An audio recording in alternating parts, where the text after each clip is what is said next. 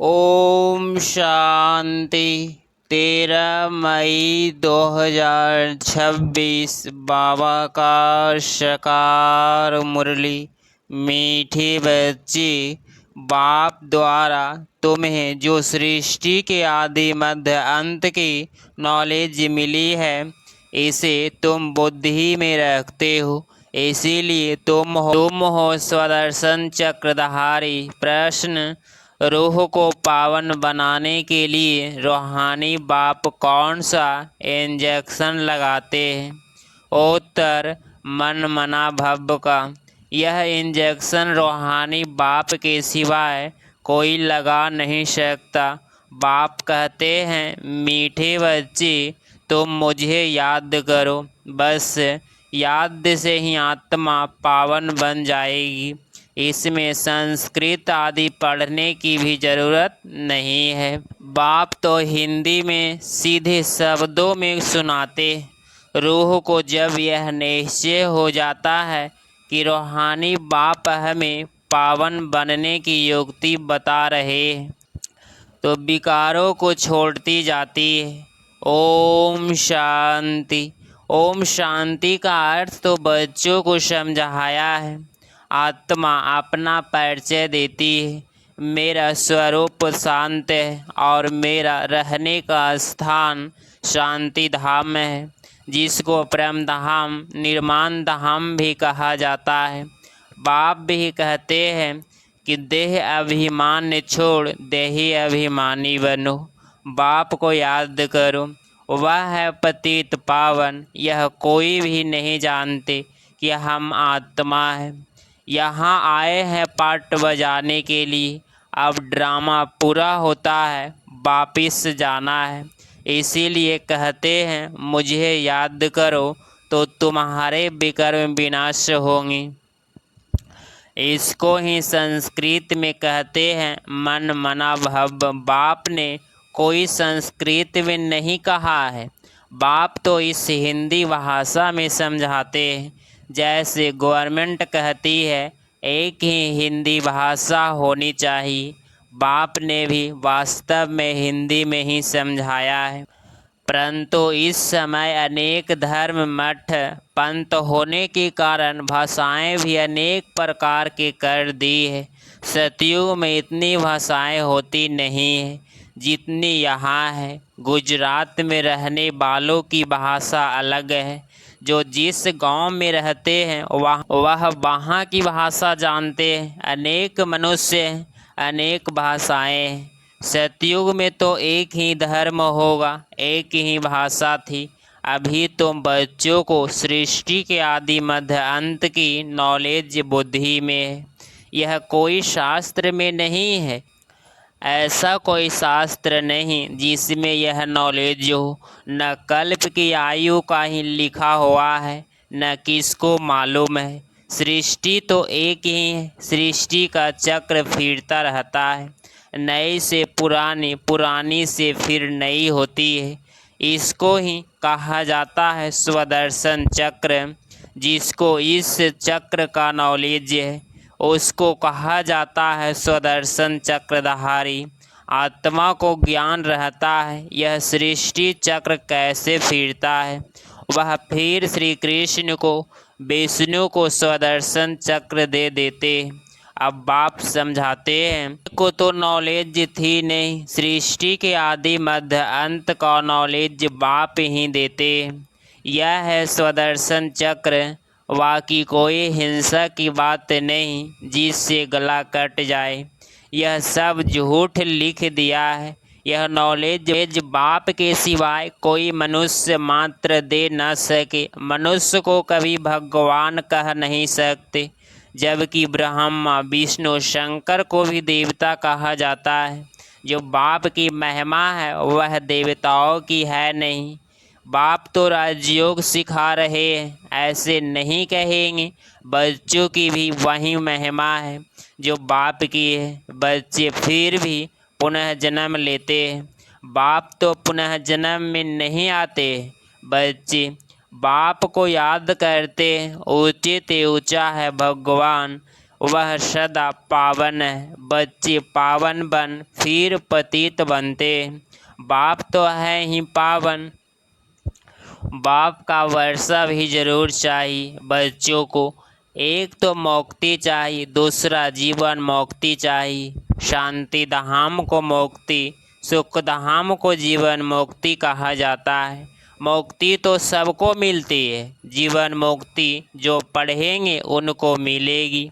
भारत में बरोबर जीवन मुक्ति थी, बाकी सब इतने मुक्ति धाम में थे। सतयुग में सिर्फ एक ही भारत खंड था, लक्ष्मी नारायण का राज्य था। बाबा ने समझाया है, लक्ष्मी नारायण के मंदिर सबसे जास्ती बनाते हैं। बिड़ला आदि के जो मंदिर बनाते हैं वह यह नहीं जानते कि लक्ष्मी नारायण को यह बादशाही कहाँ से मिली, कितना समय राज्य किया, फिर कहाँ चले गए, कुछ भी पता नहीं, कुछ भी नहीं जानते। तो जैसे गुड़ियों की पूजा हुई ना, इसको कहा जाता है भक्ति। आपो ही पूज्य फिर आपो ही पुजारी है। पूज्य और पुजारी में बहुत फर्क है, उनका भी अर्थ होगा ना। पतित उनको कहा जाता है जो विकारी है, क्रोधी को पतित नहीं कहेंगे। जो विकार में जाते हैं उनको पतित कहा जाता है। इस समय तुमको ज्ञान अमृत मिलता है, ज्ञान का सागर है ही एक बाप। बाबा ने समझाया है, यह भारत ही सतो प्रधान उच्च ते उच्च था। यह भारत सोने की चिड़िया थी, अभी तमो प्रधान है। यह तुम्हारे बुद्धि में है, यहाँ कोई रजाई तो है नहीं, यह है ही प्रजा का, प्रजा पर राज्य। सतयुग में बहुत थोड़े होते हैं, अभी तो कितने हैं, विनाश की तैयारियां भी होती है। दिल्ली पाकिस्तान तो बनना ही है, परंतु यह कोई जानते नहीं है। वह तो समझते हैं यह न्यू दिल्ली है। इस पुरानी दुनिया को पलटाने वाला कौन है, यह किसको पता नहीं है, कोई शास्त्र में भी नहीं है। समझाने वाला एक ही बाप है। अभी तुम बच्चे नई दुनिया के लिए तैयार कर रहे हो, कौड़ी से हीरे मिसल बन रहे हो। भारत कितना सॉल्वेंट था, दूसरा कोई धर्म नहीं था। अभी तो अनेक धर्म है, अब रहम दिल बाप को याद करते हैं। भारत सुख धाम था, यह भूल गए हैं। अब तो भारत का क्या हाल है, नहीं तो भारत हेवन था, बाप का जन्म स्थान है ना। तो ड्रामा अनुसार उनको तरस आ जाता है। भारत तो प्राचीन देश से कहते भी हैं, बरोबर क्राइस्ट से 3000 वर्ष पहले भारत स्वर्ग था और कोई धर्म नहीं था। अभी यह भारत बिल्कुल पट आकर पड़ा है। गाते भी हैं, भारत हमारा देश सबसे ऊंचा था, नाम ही था हेवन स्वर्ग। भारत की महिमा का भी कोई को पता नहीं है, बाप ही आकर भारत की कहानी समझाते हैं। भारत की कहानी माना दुनिया की, इसको सत्यनारायण की कहानी कहा जाता है। बाप ही बैठ समझाते हैं। पूरे 5000 वर्ष पहले भारत में लक्ष्मी नारायण का राज्य था, जिन्हों का चित्र भी है, परंतु उन्हों को यह पता यह राज्य कैसे मिला। सतयुग के आगे क्या था, संगम के आगे क्या था, कलयुग। यह है संगम युग, जिसमें बाप को आना पड़ता है, क्योंकि जब पुरानी दुनिया को नया बनाना हो तभी मुझे आना पड़ता है। पतित दुनिया को पावन बनाने मेरे लिए यह दिया है सर्वव्यापी, युगे युगे आता है। तो मनुष्य ही मूंझ गए। सतयुग को सिर्फ तुम जानते हो। तुम कौन हो, बोर्ड पर लिखा हुआ है, प्रजापिता ब्रह्मा कुमार कुमारी। ब्रह्मा का बाप कौन, शिव, उच्च ते उच्च है।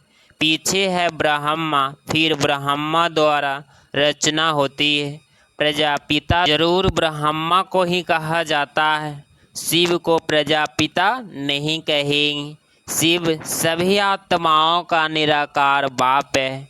फिर यहाँ आकर प्रजापिता ब्रह्मा द्वारा अडॉप्ट करते हैं।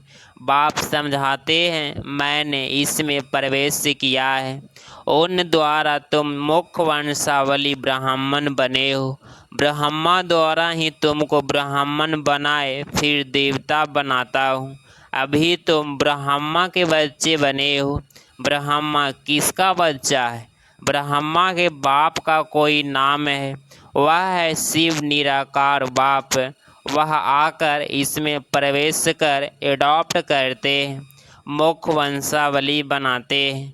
बाप कहते हैं, मैं इनके बहुत जन्मों के अंत में प्रवेश करता हूँ, यह हमारा बन जाता है। संन्यास धारण करते हैं। किसका संन्यास? 5 विकारों का। घर बार छोड़ने की दरकार नहीं। गृहस्थ व्यवहार में रहते पवित्र रहना है। मामी कम याद करो तो तुम्हारे विकर्म विनाश हो जाएंगे। यही योग्य है जिससे खाद निकल जाती है और तुम शतो प्रधान बन जाते हो। भक्ति में तो बहल कितने भी गंगा स्नान करें, जप तप आदि करें, नीचे उतरना जरूर है। शतो प्रधान थे, अब तमो प्रधान है। फिर शतो प्रधान कैसे बनेंगे? सो सिवाय बाप के कोई रास्ता बता न सके। बाप तो बिल्कुल ही सहज रीति बताते हैं। मामी कम याद करो, यह आत्माओं से बात करते हैं, जातियों व सिंधियों से बात नहीं करते। यह है ही रूहानी ज्ञान। शास्त्रों में है जिस्मानी ज्ञान। रूह को ही ज्ञान चाहिए। रूह की पतित बना है, उनको ही रूहानी इंजेक्शन चाहिए। बाप को कहा जाता है रूहानी अविनाशी सर्जन। वह आकर अपना परिचय देते हैं कि मैं तुम्हारा रूहानी सर्जन हूँ। तुम्हारी आत्मा पतित होने के कारण शरीर भी रोगी हो गया है। इस समय भारतवासी तथा सारी दुनिया नरकवासी है, फिर स्वर्गवासी कैसे बन सकती है? सो बाप समझाते हैं। बाप कहते हैं, मैं ही आकर सब बच्चों को स्वर्गवासी बनाता हूँ। तुम भी समझते हो बरोबर, हम नरकवासी थे। कलियुग को नरक कहा जाता है, अब नरक का ही अंत है। भारतवासी इस समय गौरव नरक में पड़े हैं। इसको सर्वंटी भी नहीं कहेंगे, लड़ते झगड़ते रहते हैं। अब बाप स्वर्ग में ले जाने लायक बनाते हैं तो उसका मानना चाहिए। अपने धर्म शास्त्र को भी नहीं मानते, नहीं जानते, बाप को ही नहीं जानते। बाप कहते हैं, मैंने तुमको पतित से पावन बनाया था, ना कि श्री कृष्ण ने। श्री कृष्ण तो पावन नंबर 1 था, उसको कहते भी हैं श्याम सुंदर। श्री कृष्ण की आत्मा पुनः जन्म लेते लेते अब श्याम सुंदर बनी है। काम चिता पर बैठ काले बने हैं। जगत अम्बा को काली क्यों दिखाते हैं, यह कोई नहीं जानते। जैसे श्री कृष्ण को काला दिखाया है, वैसे जगत अम्बा को भी काला दिखाते हैं। अब तुम काले हो, फिर सुंदर बनते हो। तुम समझा सकते हो, भारत बहुत सुंदर था। सुंदरता देखनी हो तो अजमेर सोने द्वारका में देखो। स्वर्ग में सोने हीरे के महल थे, अभी तो पत्थर भीतर के महल है। सब तमो प्रधान है। तो बच्चे जानते हैं शिव बाबा ब्रह्मा दादा दोनों इकट्ठे हैं, इसीलिए कहते हैं बाप दादा। वर्षा शिव बाबा से मिलता है। अगर दादा से कहेंगे तो बाकी शिव के पास से क्या है? वर्षा शिव बाबा से मिलता है ब्रह्मा द्वारा। ब्रह्मा द्वारा विष्णुपुरी की स्थापना। अभी तो रावण राज्य है। सिवाय तुम्हारे सब नरकवासी है। तुम अभी संगम पर हो, अभी पतित से पावन बन रहे हो, फिर विश्व के मालिक बन जाएंगे। यह कोई मनुष्य नहीं पढ़ाते। तुमको मुरली कौन सुनाते हैं? शिव बाबा परमधाम से आते हैं। पुरानी दुनिया पुराने शरीर में कोई को निश्चय हो जाए, फिर बाप से मिलने के सिवाय रह न सके। कहे पहले बेहद के बाप को तो मिले, ठहर नहीं सकेंगे। कहेंगे बेहद का बाप जो स्वर्ग का मालिक बनाते, उनको पास हमको फौरन ले चलो। देखो तो सही शिव बाबा का रथ कौन सा है। वो लोग भी घोड़े को श्रृंगारते, पटका निशानी रखते। वह रथ था मोहम्मद का, जिसने धर्म स्थापन किया भारतवासी। फिर बैल को तिलक दे मंदिर में रखते, समझते इस पर शिव की सवारी हुई। अब बैल पर तो न शिव की न शंकर की सवारी है। कुछ भी समझते नहीं। शिव निराकार है, वह कैसे सवारी करेंगे? टांगे चाहिए तो बैल पर बैठ सके। यह है अंधश्रद्धा। अच्छा,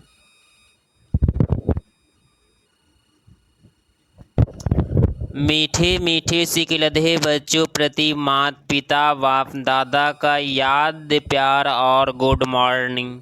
रूहानी बाप की रूहानी बच्चों को नमस्ते नमस्ते।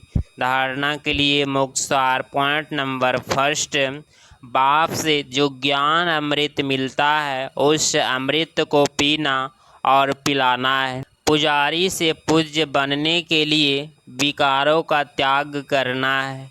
पॉइंट नंबर 2, बाप जो स्वर्ग में जाने के लायक बना रहे हैं उनकी हर बात माननी है। पूरा निश्चय बुद्धि बनना है। 13 मई 2026 का वरदान, अनुभव की बिल पावर द्वारा माया की पावर का सामना करने वाले अनुभवी मूर्त भव। स्पष्टीकरण, सबसे पावरफुल स्टेज है अपना अनुभव। अनुभवी आत्मा अपने अनुभव की बिल पावर से माया की कोई भी पावर का, सभी बातों का, सर्व समस्याओं का सहज ही सामना कर सकती है और सभी आत्माओं को संतुष्ट भी कर सकती है। सामना करने की शक्ति से सर्व को संतुष्ट करने की शक्ति अनुभव के बिल पावर से सहज प्राप्त होती है। इसीलिए हर खजाने को अनुभव में लाकर अनुभवी मूर्त बनो। स्लोगन, 1-2 को देखने के बजाय स्वयं को देखो और परिवर्तन करो। 1-2 को देखने के बजाय स्वयं को देखो और परिवर्तन करो। यह व्यक्ति सारे सदा अचल अडोल एक रस स्थिति का अनुभव करो। अपने आप को चेक करो। हर शक्ति का, हर प्राप्ति का, हर गुण का अनुभव है। अगर अनुभव की अथॉरिटी है तो कोई भी परिस्थिति अनुभव की अथॉरिटी के आगे कुछ भी प्रभाव नहीं डाल सकती। अनुभवी मूर्त कभी भी किसी भी परिस्थिति में अचल अडोल रहते, हलचल में नहीं आते, क्योंकि सबसे बड़े में बड़ी अथॉरिटी अनुभव है। आह्वान करो जिस समय जिस शक्ति का, वो सेकंड में सहयोगी बनेंगी। अगर आप इस चैनल पे डेली मुरली क्लास सुन रहे हैं तो चैनल को प्लीज़ सब्सक्राइब करें और नोटिफिकेशन ऑल पे क्लिक करें। मिलते हैं अगली मुरली क्लास में। ओम शांति, ओम शांति।